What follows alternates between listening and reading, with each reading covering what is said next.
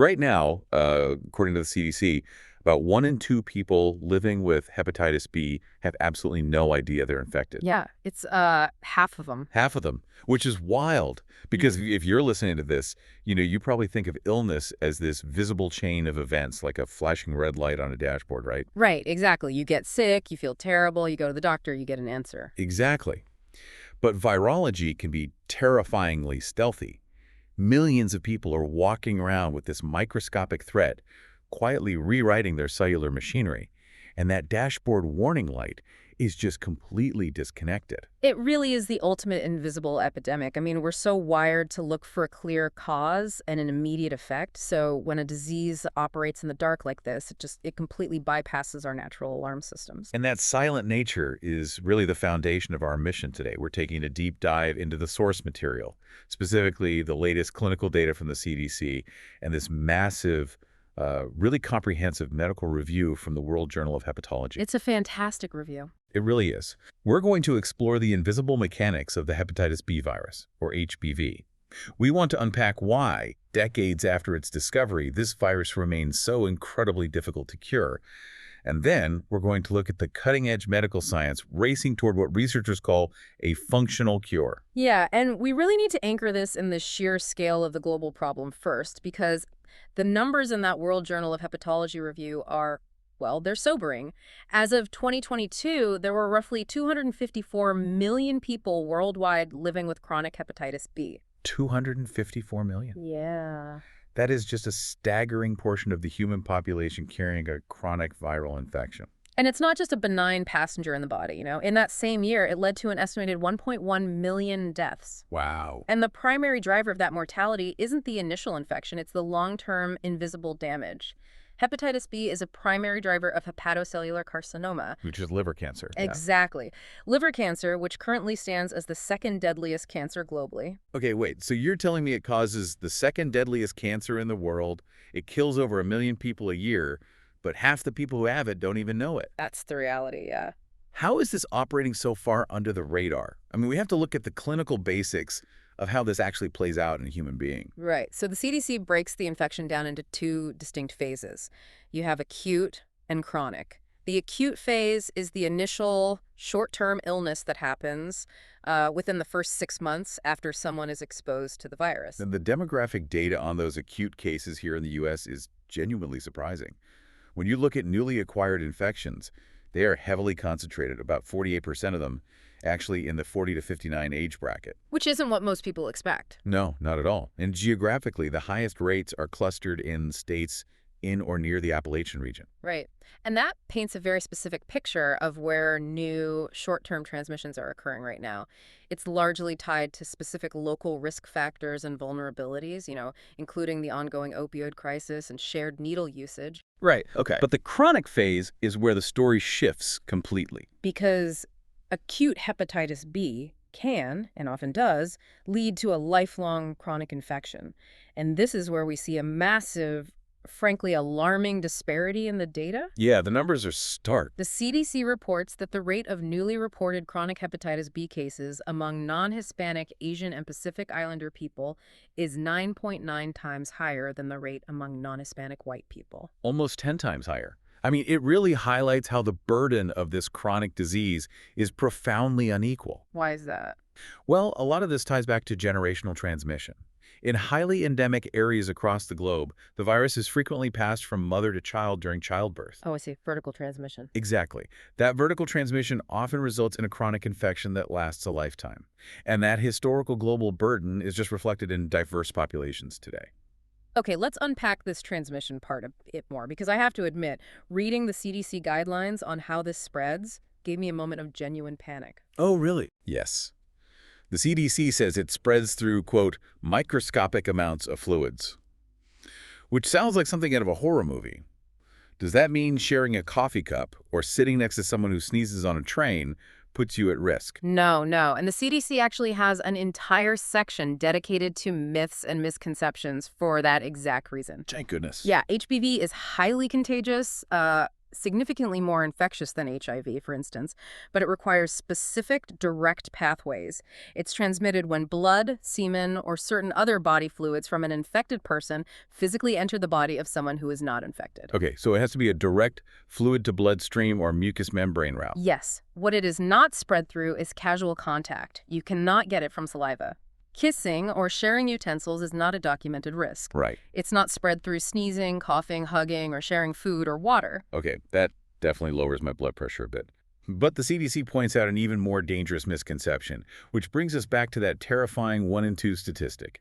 People assume that if they feel fine, they aren't a risk to anyone else. And that is arguably the most dangerous myth of all. You can absolutely spread the virus even if you feel perfectly healthy and have 0 symptoms. Because it's still active. Exactly. The virus is actively replicating in your liver, shedding into your bodily fluids long before it causes enough liver damage to actually make you feel sick. Wait, okay. We literally cured hepatitis C a few years ago. Like, it was a huge medical triumph. You take an antiviral pill for a few months and the hepatitis C virus is gone. Poof. Eradicated. That was revolutionary, yeah. So if we know exactly how hepatitis B spreads and we know who has it, why can't we just copy-paste that science? Yeah. Why is hepatitis B acting like this unkillable monster? Because hepatitis C and hepatitis B operate on entirely different biological blueprints. To understand why a true cure for HBV is nearly impossible right now, we have to look at its structural fortress. A fortress, I like that. Yeah, the World Journal of Hepatology Review explains the core problem, and it all comes down to cccDNA. That stands for covalently closed circular DNA. Let's break that down for everyone. Yeah. What does this circular DNA actually do when it gets into the body? Okay, so when the hepatitis B virus reaches the liver, it encounters a hepatocyte, which is a liver cell. It uses a specific receptor on the surface of that cell called NTCP. NTCP, okay. Right. Think of NTCP as a specialized cellular keyhole that the virus has chemically picked. Once it unlocks the door and gets inside the cell's cytoplasm, it does something truly insidious. What did it do? It doesn't just stay in the outer fluid of the cell like many other viruses do. It travels straight into the nucleus. That's the heavily guarded vault where the host's own human DNA is stored. It breaks into the vault. It does. And once it drops its genetic material inside the nucleus, our own cellular enzymes make a fatal mistake. Whoa, no, our own enzymes. Yeah, they look at this viral DNA, they assume it's just damaged human DNA, and they actively repair it. We're kidding. No, they stitch it together into a perfect stable circle, the cccDNA. It effectively acts as a permanent viral mini chromosome living right alongside your own genetic code. Here's where it gets really interesting for me. It's like a squatter who breaks into your house, but they don't just like sleep on your couch. They break in, they find your filing cabinet, they legally change the deed to their name, splice themselves into your family records, and just set up a permanent, unevictable residence in the master bedroom. That is exactly what it's like. And to make matters worse, that squatter doesn't just sit there quietly. They use your own resources to start printing fake IDs for everyone else in the neighborhood. Fake IDs. Yeah, this mini chromosome integrates so deeply into the cellular machinery that the cell uses it as a master template to constantly pump out more virus. But our immune system is usually incredibly aggressive when it spots an invader inside a cell. Yeah. Right. Like, why don't our white blood cells just recognize the infected liver cell and destroy it? This is where the virus proves its evolutionary genius. It's not just the cccDNA hiding quietly in the vault. It's what it actively produces to defend itself. Right. The review talks about this. Yeah, it details how this mini chromosome pumps out massive, overwhelming amounts of viral proteins, specifically surface antigens known as HBsAg. And these are basically pieces of the virus's outer shell, right? Like decoy targets floating around in the blood. Exactly. They are non-infectious subviral particles. They don't have the viral DNA inside them, so they can't infect new cells. They're just junk. Basically, but they are produced in quantities that are thousands of times higher than the actual infectious virus particles. And this overwhelming antigen load has a profound, devastating effect. It functionally exhausts the host's immune system. I hear this term immune exhaustion a lot, but what does it actually look like on a cellular level? Does the immune system just like get tired and go to sleep? Well, think of it less like a sleeping security guard and more like a sophisticated military radar system being overwhelmed by thousands of strips of metallic chaff. Oh, that's a great analogy. The specialized immune cells that are supposed to clear the virus, the T cells and the natural killer cells, they're out there looking for the real threat. but they're drowning in false signals from these billions of decoys. So you just can't see the real virus. Right. It's like an email inbox getting millions of spam messages every single second. Eventually, the server just crashes. The T cells physically alter their own structure. Wait, really? How? They start expressing things called inhibitory receptors, which is basically the cell's way of unplugging its own router to stop the chaos. Wow. So the immune system literally forces itself to power down because the noise is just too loud.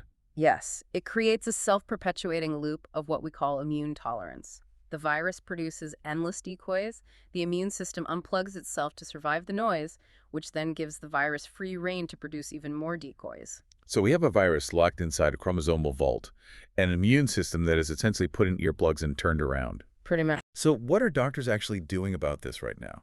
Because if the immune system is broken, we're essentially just playing defense. We are entirely playing defense. According to the CDC, the standard recommended treatments for chronic cases fall into two main categories.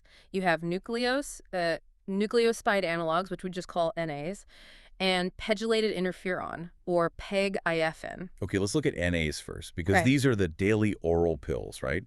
Drugs like entecavir or tenofovir. Right. The WJH paper points out they're incredibly effective at suppressing the virus. But how do they actually do that if they can't reach the squatter in the vault? So NAs act like fake puzzle pieces. When the viral mini-chromosome tries to build new copies of its DNA to send out and infect other cells, it needs raw building blocks. Okay. The NA drugs mimic those natural building blocks. So the virus grabs one of these drug molecules, slots it into the new DNA chain, and bam, the whole assembly line jams and breaks down. Oh, I see. Yeah, the virus cannot replicate. This halts liver damage and drastically lowers the risk of liver cancer. But the master blueprint, the cccDNA in the nucleus, is still sitting there unharmed. Untouched. Because the drugs only stop the assembly line, they don't destroy the factory. The data shows that only 2% to 5% of patients achieve a cure even after up to 10 years of taking these daily pills. Because if you stop the pills, The assembly line starts right back up. 2 to 5% after a decade of treatment. That is dismal. What about the other option, the interferon? Pegylated interferon is an entirely different approach. Interferons are proteins your body naturally makes when it's under viral attack. It's an immune distress signal. Okay. PEG-IFN is a massive synthetic dose of that distress signal, injected weekly. It attempts to bypass the exhaustion and violently wake the immune system up. It sounds like inducing an artificial panic in the body. That is a very accurate way to describe it. And because of that, its cure rates are slightly better, up to about 12% at the 5-year mark for certain highly selected patients. But the regimen is grueling. It's usually a year of monthly injections, and because you're artificially triggering a systemic immune panic, the side effects are severe. Flu-like symptoms, depression, fatigue. Many patients simply cannot tolerate it. So the vast majority of patients are just stuck taking daily NA pills for the rest of their lives to keep the virus suppressed. For now, yes. The medical field draws a very clear line between a true cure and a functional cure. Right, let's define those. A true cure would mean totally wiping out every trace of that cccDNA minichromosome from every single liver cell. And with our current technology, we cannot safely do that without destroying the liver itself. So the functional cure is the real holy grail right now. Exactly. Getting rid of the surface antigens in the blood, dropping the viral DNA to undetectable levels, and keeping their liver perfectly healthy even after they stop taking medication. Yes. The squatter might still have a tiny dusty file hidden in the basement, but they have zero access to the factory floor, and the immune system is actively keeping them locked down. That's the goal. And in the pursuit of that functional cure, the review outlines a highly controversial strategy some specialists are attempting with our current tools, which is NA cessation. Wait, NA cessation. Oh. You want to intentionally take a patient off the only drug keeping the virus in check.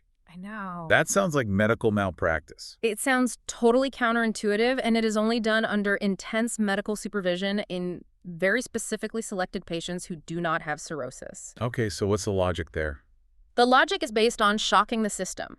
By intentionally stopping the antiviral pills, you remove the fake puzzle pieces. The virus suddenly starts replicating again rapidly. Right.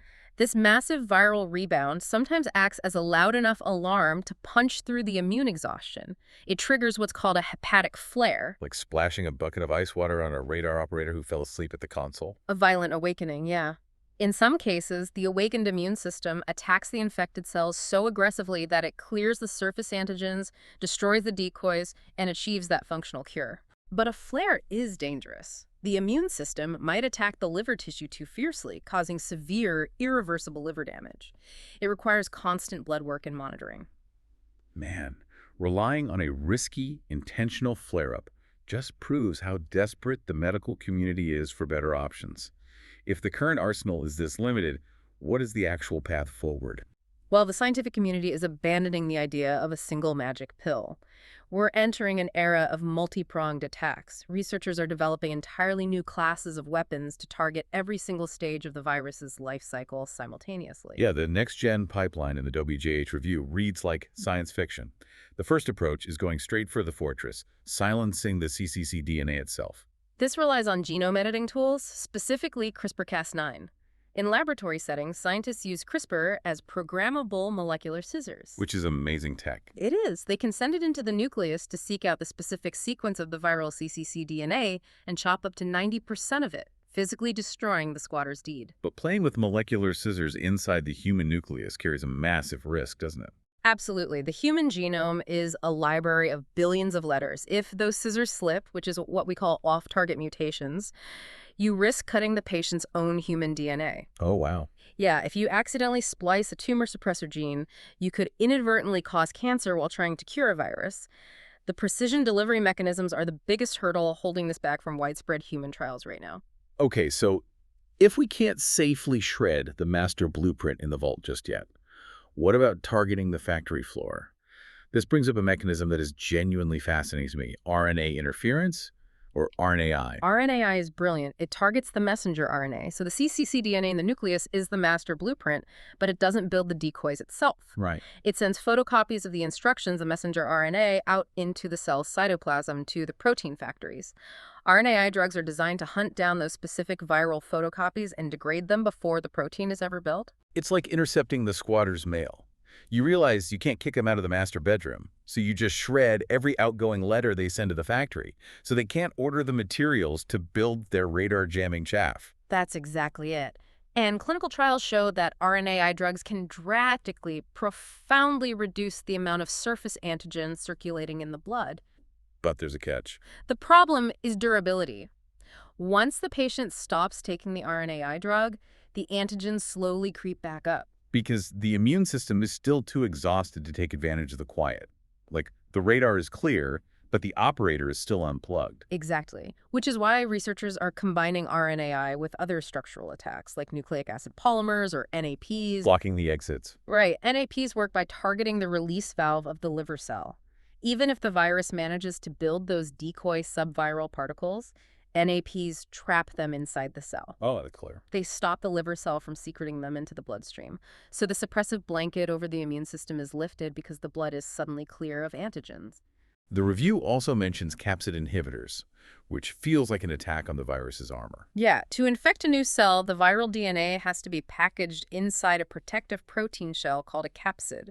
Capsid inhibitors are molecules that force the virus to assemble these shells incorrectly. So they just build them wrong. Yeah, the virus ends up building empty boxes with no DNA inside, or it builds shells out of defective, brittle materials that just fall apart before they can leave the cell. So we have molecular scissors, shredded photocopies, blocked exit doors, and defective armor. But it all circles back to the core failure. If we do all of this, how do we fix the immune exhaustion directly? How do we plug the radar operator's router back in? By borrowing a breakthrough from oncology. And this is one of the most remarkable crossovers in modern medicine. Really? Yeah, we talked about how HBV forces T cells to express inhibitory receptors, putting up a do not engage signal. Well, tumors use the exact same cloaking mechanism to evade the immune system. No way. They put up chemical do not eat me signs that trigger those exact same inhibitory receptors on T cells. So the virus is using a biological loophole that cancer also exploits. Exactly. So In the fight against cancer, oncologists use drugs called checkpoint inhibitors, specifically antibodies that block those inhibitory receptors. Oh, I see where this is going. It essentially cuts the brakes off the immune system, forcing the T cells to ignore the tumor's cloaking device and destroy the cancer. And researchers are now taking these highly advanced cancer drugs and testing them in hepatitis B patients. That is incredible. They are literally using cancer drugs to cure a virus. And early phase trials are showing that by blocking these immune checkpoints, we can actually revive the exhausted HBV-specific T cells. We can force them back into the fight. That's huge. It speaks to the deep interconnectedness of human immunology. When you map the exact mechanism of immune failure, you can apply the solution across wildly different diseases. To synthesize this entire landscape for you, hepatitis B is basically a masterclass in biological stealth and immune manipulation. It uses a chromosomal vault to hide in plain sight, and it floods your bloodstream with billions of decoys to exhaust your defenses. Which is why it's so hard to beat. Right. For decades, medicine has only been able to play defense, keeping the assembly line jammed with daily pills. But right now, the field is undergoing a massive posture shift. We are moving from merely suppressing the virus to actively hunting it down through these crazy combinations of gene silencing, structural sabotage, and profound immune system reboots. The science is accelerating rapidly, but the most critical takeaway right now is that you cannot fight an enemy you don't know is there. 1 in 2 people, right? Exactly. We discussed the invisible nature of this epidemic. Knowing the CDC risk factors, understanding the demographic vulnerabilities, and advocating for the recommended lifetime screening for yourself and your family is paramount. Because no symptoms doesn't mean no damage. Right. A virus that produces no symptoms is still an active threat to your cellular machinery. Getting screened empowers you to take control of your liver health before irreversible damage occurs. Go get screened. Ask your doctor for the test. It's that simple. But before we wrap up this deep dive into the source material, consider the broader implications of what we just discussed. It's a big question. It really is. Scientists are learning to break profound immune tolerance using tools like RNA interference and cancer checkpoint inhibitors. If they crack that code, if they can reliably flip an exhausted, tolerant immune system back to an active, precise hunting state without destroying the host organ, what other currently incurable autoimmune diseases or chronic stealth infections might be unlocked by this exact same blueprint? If we figure out how to evict the ultimate viral squatter, whose door might we knock down next?